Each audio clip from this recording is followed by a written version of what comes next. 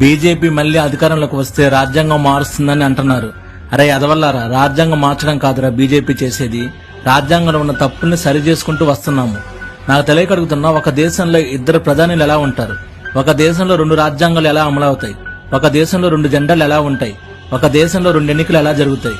కానీ మన దేశంలో జరిగాయి. మొన్నటి వరకు కాశ్మీర్కి ప్రత్యేక జెండా రాజ్యాంగం ఉన్నాయి. ఒక్కొక్క మతానికి వేరువేరుగా చట్టాలు రాజ్యాంగాలు ఉన్నాయి. ఒక్కొక్క రాష్ట్రంలో ఒక్కొక్కసారి ఎన్నికలు జరిగాయి. ఈ విధానాలు దేశాలకు మంచిది కాదు, చాలా తప్పు. ఆ తప్పుని మోడీ గారు సరిచేసుకుంటూ వస్తున్నారు.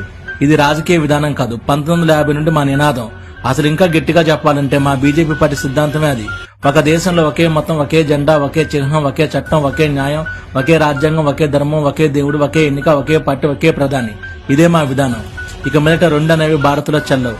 ఇష్టం ఉంటే ఈ దేశంలో ఉండండి, లేకపోతే పాకిస్తాన్కి దుబ్బేయండి. ఈ విధానం మీద మీ అభిప్రాయాల అంగీకరణ మాకు అవసరం లేదు. మాకు భారతదేశ ప్రజల మద్దతు ఉంది.